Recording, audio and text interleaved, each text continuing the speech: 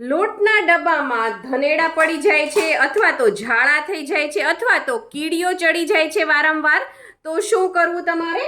આપણા બધાના ઘરમાં લવિંગ હોય છે, તમારે આની અંદર છે આ રીતે 4 5 6 લવિંગ છે આ રીતે ઉપર નાખી દેવાના.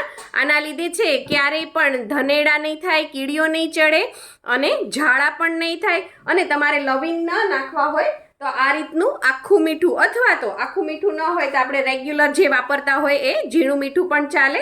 આ મીઠું છે આની અંદર ભેળવી દેવાનું. અને માની લો ભેળવવું નથી આપણે, તો શું કરવાનું?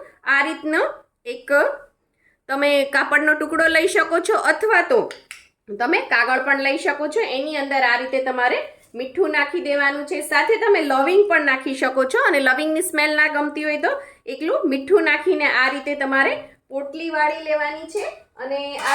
અને એક દોરો વીંટી દેવાનું જેથી છૂટું ન પડી જાય. અને આવી 2-3 પોટલીઓ છે તમારે ઉપર નીચે આખા ડબ્બામાં બધે નાખી દેવાની. આના લીધે પણ તમારે કંઈ પણ નહીં થાય લોટમાં. અને બીજું કે તમારે આ બધું કંઈ ન કરવું હોય તો કડવા લીમડાના પાન આવે છે, એને થોડા સૂકવી દેવાના અને એને આની અંદર નાખી દેવાના. તો ક્યારેય પણ આની અંદર કીડી, ઝાડા કે ધનેડા નહીં પડે. આપણે તમે બહારગામ જતા હો અને થોડા સમય બહારગામથી આવીએ ત્યારે પણ આ બધી પ્રોબ્લેમ થાય છે, એ પણ નહીં થાય. અને એક વાતનું ધ્યાન રાખવાનું કે ઓલરેડી જો ધનેડા પડી ગયા હોય તો લોટને ચાળી લેવાનો અને બધા ધનેડા છે એ બધું કાઢી લેવાનું. ત્યારબાદ આ બધી ટિપ્સ યુઝ કરવાની.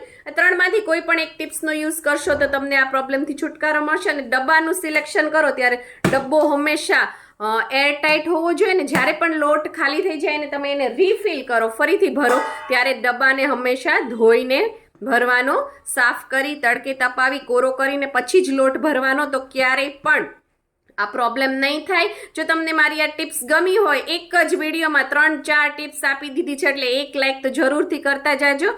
આવી જ આઈડિયા, ટિપ્સ અને રેસિપી માટે સબસ્ક્રાઇબ કરો પૂનમ્સ ફ્લેવર કિચનને. Thank you. આવજો. મારા વિડીયોમાં ખાલી તમને ટિપ્સ જ નહીં, વાનગીઓની રીત પણ જોવા મળશે. સવાર બપોર સાંજની થાળી એટલે કે જમવામાં શું બનાવવું એનો પ્રોબ્લેમનો સોલ્યુશન, એટલે મારી થાળી પણ હું તમને રોજ દેખાડીશ. અને તમને બ્યુટી ટિપ્સ, ઘરને સાફ કઈ રીતે રાખવું એની અવનવી આવી tips, hair mask, face pack, બધું જ મારી ચેનલ ઉપર તમને જોવા મળી જશે. તો લાઈક એન્ડ સબસ્ક્રાઇબ જરૂરથી કરતા જાજો. Thank you. આવજો.